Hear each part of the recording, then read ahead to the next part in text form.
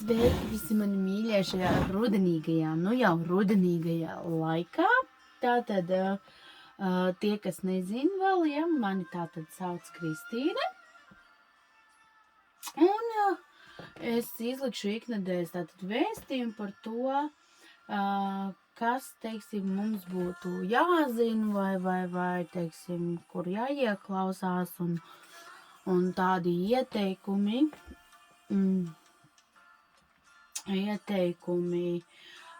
Par visu un visu. Šonedēļ vispār ir tādas diezgan interesantas enerģijas, un arī es ļoti klausoties riņķī, kas notiek šīs visādas cilvēkiem ir šīs sajūtas, un pēc viss, kad ir šīs enerģijas diezgan citam smagākas, citam netik smagas, bet ir šīs transformācijas enerģijas ļoti daudz, kad mēs transformējam enerģiju, un caur to arī ļoti daudz izpaužās šī saslimšana.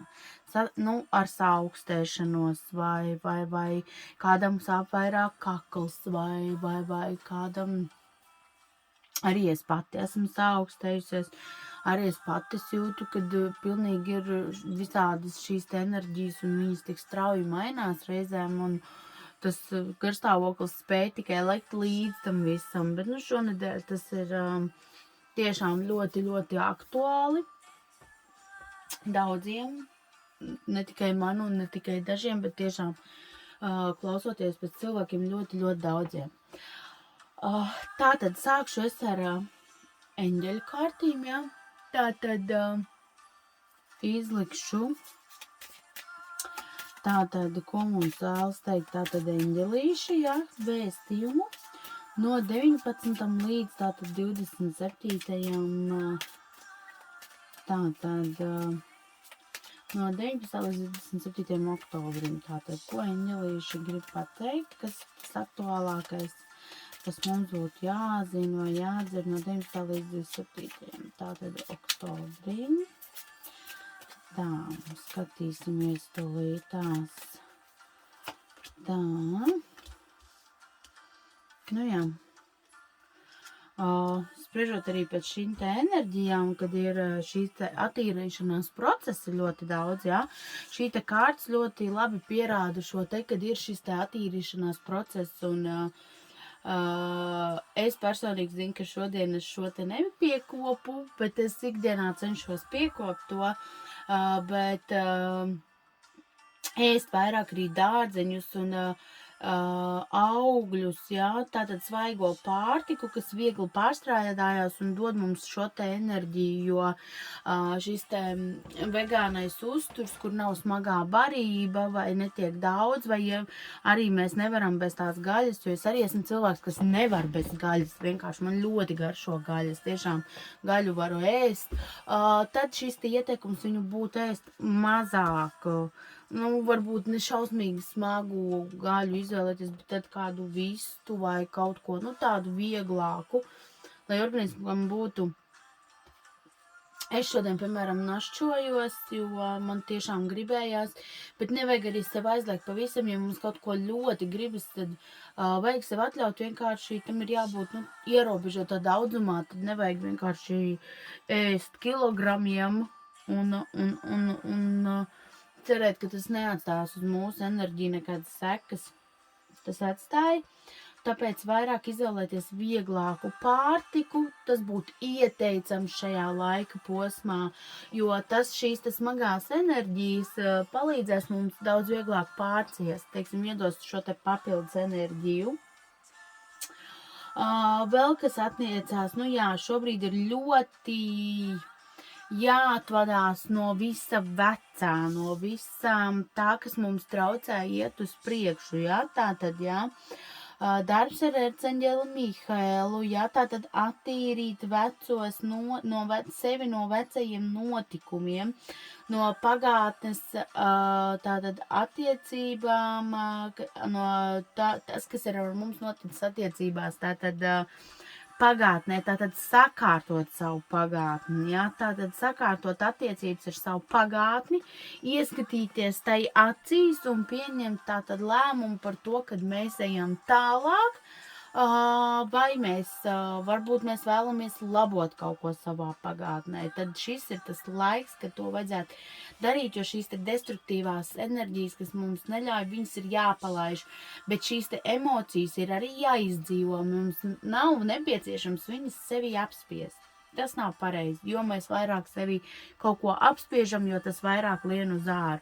Šīs te emocijas ir jāizdzīvo, viņas varbūt ir jāizraud, citam ir jāuzrakst uz papīra lapas, citam ir jāsatiekās pat ar šo te cilvēku no pagātnes, lai jūs spētu to visu salikt un sakārtot tātad un tikt uz priekšu, jo šīs te enerģijas mūs bloķē.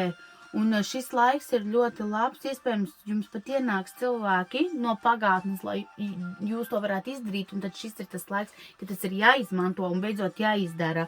Neiežmiedzam asti kājastarpē, nebaidamies no tā, bet ejam uz priekšu un sakārtojam. Tāpat arī šeit, ja, ir runāts par to, ka pozitīvā veidā ir jāņem vadība pār savu dzīvi, par to, kā jūs vēlaties dzīvot. Kā jūs vēlaties nodzīvot šo dzīvi, ko jūs vēlaties darīt, vai jūs darat to, kas jums patīk, vai jūs ejat uz priekšu darba, attiecības ziņā, kaut kādā finanšu ziņā, vai jūs ejat pa to ceļu, par kuru jūs vēlaties, un ja jūs to īsti nedarat, tad šis laiks ir labs, lai jūs ņemtu grožu savās rokās, ja? Un ietu vienkārši par to ceļu, pa kuru jūs vēlties iet, nevis tāpēc, ka kāda tante teica, vai tāpēc, ka tā būtu pareizāk. Nē, rīkojamies pēc saviem ieskatiem un ieklausāmies sevi iekšā un ņemam tātad šo te vadību savās rokās, ja? Tā, tas būs no eņģelīšiem, ja? Es jau te aizrunājos, bet, man ļoti gribējās izstāstīt, jo šajā te smagajā laikā, kad ir šīs te enerģijas, ļoti labi ir, un pateiksim arī paldies šīm te kārtīm, ļoti labi ir šis te, ka mēs varam šīs te arī, strādāt ar šo te eņģeļa enerģiju, jo viņa ir vieglāka un viņa ir maigāka, un šie te ieteikumi parasti ir tādi, lai mēs šajā te smagajā laikā, teiksim, šīs te kā viņas vieglāk, šīs te vibrācijas pārcelt tādām posmā, lai būtu vieglāk. Tātad, ja? Tātad pastīsimies, ko mums saka taro kārtis, tātad no 19. līdz 27. oktobrim, tātad, ko jūs sakat visiem, kas klausās, kam ir jādzird, tātad, ko mēs vēlamies teikt no 19. tātad līdz 27. oktobrim. Visiem tiem, kas klausās mūs, tātad, kas viņiem būtu jāzina, ja? Tā,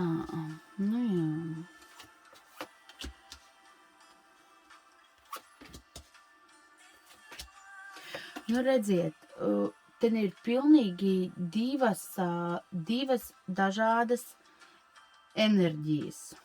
Pilnīgi divas tiešām dažādas enerģijas, ja?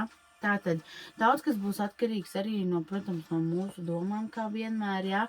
Jo ļoti bieži mēs paši sev radam problēmas, domājot par to, kas nemaz nav, vai par to, kas varētu notikt, bet tas nemaz nav noticis, bet mums liekas, bet tā varētu notikt, jo enerģijas būs daudz. Būs arī ugunīgās enerģijas, ja šī te laikā būs arī citiem ļoti daudz jaunas iespējas, ja, tātad pavērsies šīs te jaunā iespēja, ja, izmantojam to. Iespējams ienāks arī dzīvē jauni cilvēki,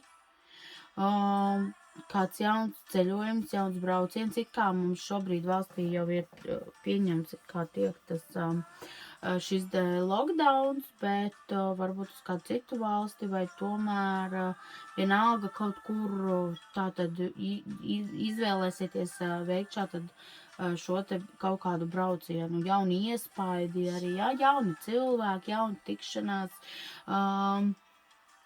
kas varētu būt arī pat ļoti ugunīga, Vēl ir tas, kad mīsies tātad šī te nedēļa ar tādām ļoti daudz emocijām. Mēs būsim ļoti, ļoti emocionāli. Varēsim tie cilvēki, sevišķi, kas var paraudāt par visu, tie noteikti arī paraudās par visu. Arī varbūt pat tie, kas daudz neraud un vienmēr liekas, mēs taču esam stipri, arī šiem cilvēkiem lauzīsies ārā šīs te emocijas.